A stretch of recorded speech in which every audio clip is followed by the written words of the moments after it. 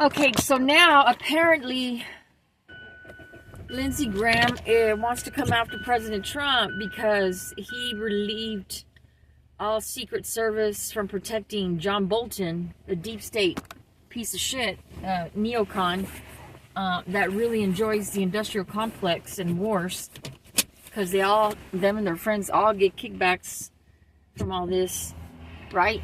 And so Lindsey Graham, I'm sure Bolton, what they call in the Freemasonry, whatever secret society baloney trash, I'm sure that Bolton called in his marker, kind of like J.R. Ewing used to say, I'm calling in my marker. When J.R. Ewing was up against a wall, he had no other direction to go. Apparently he would call in his markers, and whatever Freemasonry favors they do for each other. I'm sure something like that happened, and so then Lindsey Graham is now having to react, or else, be prepared for whatever compromise fallout that you are under. So, this is just another normalizing of bullshit on taxpayer dollars, okay? Taxes came into being in 1913. And those taxes were initially, they were all just towards the rich, which is like the top 3% of the United States. It was all focused on them paying taxes. Well, over time, it obviously changed to then, middle class paying, right?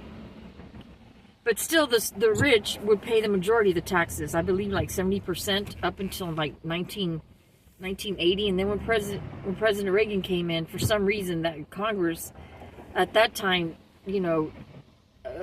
removed all those high taxes from the super rich, and they actually reversed it. We actually went into debt. They called it a different word, not recession.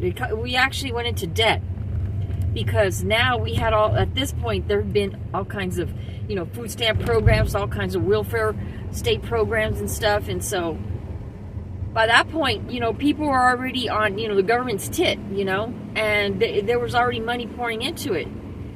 But then in 1980, the rug was pulled from under the super rich, and they started getting tax breaks. And now the middle class picked up that tab, right? Part of the chaos, part of the anarchy, communist, globalist, BS trash, right? This is what it is. And really, quite honestly, there are scholars. Now, I'm not one, probably like Mark Levin and such old-timers, boomers like that understand, that are well-versed in this. But I don't know Mark Levin, because I think that has to do with Jewish, and I don't know that he would be like really wanting to put it. Anyway, the thing is that this really goes back to Europe, Rothschilds. There was a time where, I guess, when the Jewish people were being pushed around, somehow, somewhere, there was this idea that they were going to get the revenge, right? They would eventually get the revenge. And I don't know when all that started. I don't know, like 14 something. I don't really know all that, but it goes back. And so a lot of what's going on is, that's what they say. They say it was like, the scholars will say this even goes further back than just like it goes further back than before the Titanic, before Freemasonry. This goes back to way back. And anyway, and it was said that the Rothschilds would fund both sides of the war, right? Between France and Britain, they would fund both sides of the war. Between British and us, probably they funded both sides of the war too. I forgot all that. I used to know. I went to college education, but I just forgot right now. Anyway, the bottom line is, where we're at more recently about tax dollars being normalized to pay for bullshit is, then we didn't used to fund illegals. The illegals were not sucking the titty off of the federal government services, right? And I get it. You have what's going. This is why they call them. This is why President Trump's people is challenging this rule. When both parents are illegals, okay, but you have a child in the United States, all of a sudden now you're open to getting all these programs that basically you never paid into, and it's making the rest of us who've been paying into the system suffer. And now we keep getting more and more people coming in like this, having kids.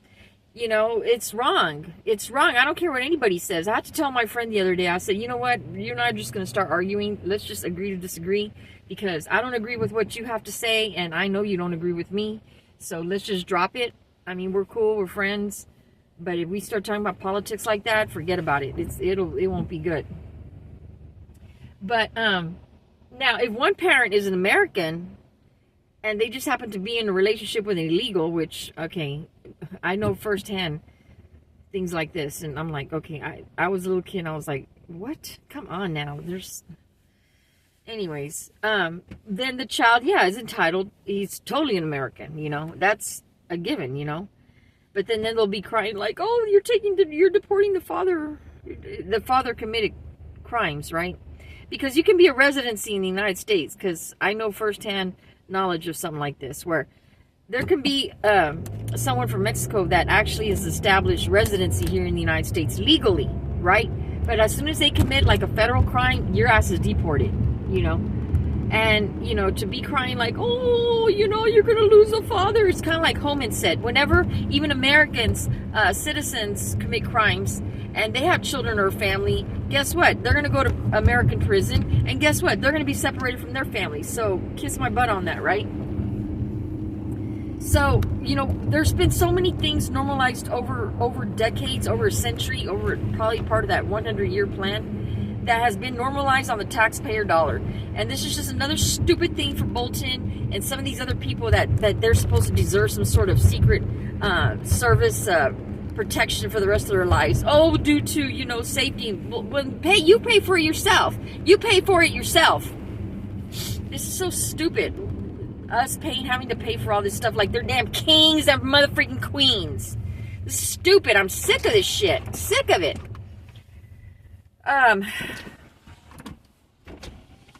The whole bird flu bullshit. Once again, another crisis. Another freaking crisis. That piece of shit, before he left the White House, he had the Department of Agriculture tell farmers to like slaughter all these chickens.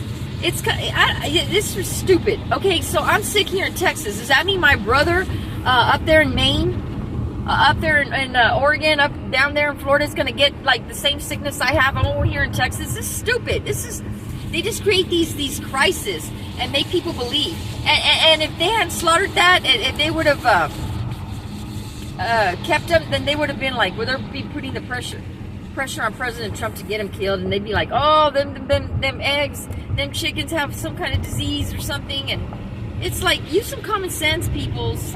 Use some freaking common sense. Unless it was just one of those where, again, the Department of Agriculture goes in and does something to insert on the chickens, which we all know they get injected with steroids and shit, you know, just as part of their medicine plan, that while they were injecting them with steroids and stuff, they put something else, some other formula in there.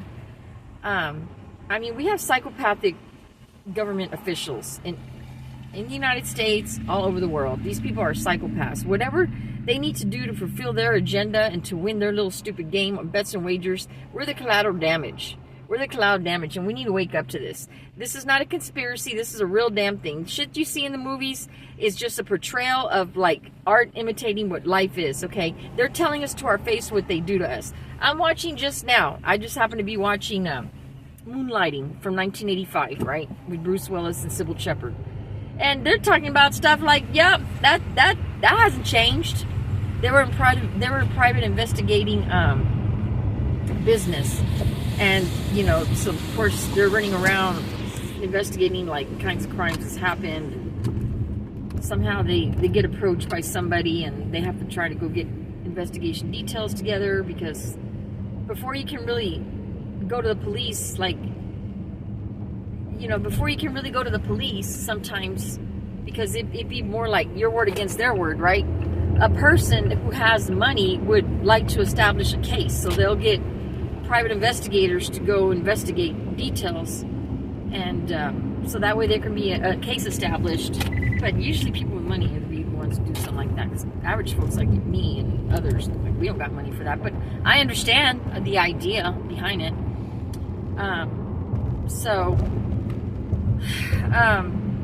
Yeah, this stuff is all real.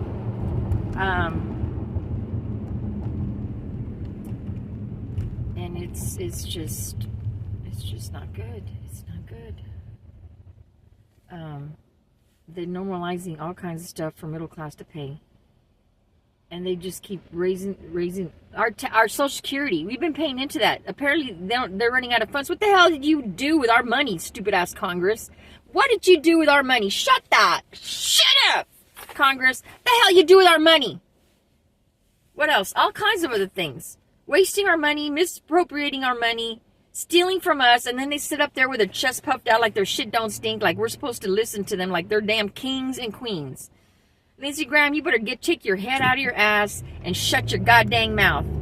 I hope the next election cycle that your ass will be booted out. You will be booted out. So yeah, that's what's going on. Just all kinds of craziness. Oh yeah, and moonlighting too. You know, they had this one, the guy that came on in Grease 1, that's Craterface, remember? Craterface, the lead gangster from the enemy team for the T-Birds. Well, he came out in this episode, and he had a shirt, Anarchy. You know, it's just parallel, dude. It shits right in our face. It's parallel. Anarchy. He did something. He was pushed. He was coerced to do something, but apparently, I guess he tripped up and he did something not in the right order or something. So then, the people that hired him to do what he had to do were now upset at him because, like, he messed up the plan. So now they had to get rid of him because now he was compromised. But the guy was running, you know, he was just, again, one of them sleeper cells that they just call up and say, hey, go create this havoc and wreak this havoc and create these problems for me, create this distraction. It's out here in this country. But hopefully with President Trump, this money is going to be drying up. This money laundering, backdoor deal, schemes, shell companies are going to be drying up. I've been posting a lot of things on Facebook, how politicians, as family members, are approached by companies, big corporation companies, to have their spouses come work for them as lobbyists. And this is just so much, to me, it's just so corrupt. There's probably not a law against it, but it's totally obviously unethical. It's just not right, you know. Same thing with inside trader information with politicians. I don't think there's anything in writing that says they can't do it, but you know it's wrong, right? You know it's wrong. And I gotta find that video where Nancy Pelosi, when she was approached about back in 2007, where, you know, she had invested in some credit card and she knew that some credit card was about to start charging extra fees or something with this credit card. And so overnight, people were going to start getting hit with all kinds of excess fines and fees, which was going to bring in a lot of money for this credit card company. And she had invested in that, bought shares in that. It's some story like that. Go do your own research. I got to tell you, everything I say, go do your own research. And so then she ended up, you know, making a killing out of it, right? So our own politicians, like Democrats, have already made themselves alongside the super rich that are funding their campaigns and shit. They're the oligarchs of our country. They're the oligarchs. They all marry. They're all like an incestuous, psychopathic gene gnome where they all marry each other. It's like, you know, they're arranged marriages, like Hillary Clinton with Soros, one of Soros' kids or grandkids or something. These are arranged marriages. CEOs from big national, the mainstream media is getting married to like some child politician. It's all just incestuous BS. You know, you really, there's nothing to be intimidated about as far as politics-wise. Really not at all. I mean, it'd help if you could see it a few years, but I'll tell you what, where the hope is at. The press secretary that just came out yesterday, 27 years old, that tells you all you need to know about politics and not to be intimidated about it, and really just follow it for like, you know, a year, maybe even a few months or so, you know, because especially with the Gen X, we only have 3 channels coming up, so you know, we were fed like this Mockingbird BS trash, so you'll be able to connect the dots. But anyway, I gotta go because my time's running out. Bye.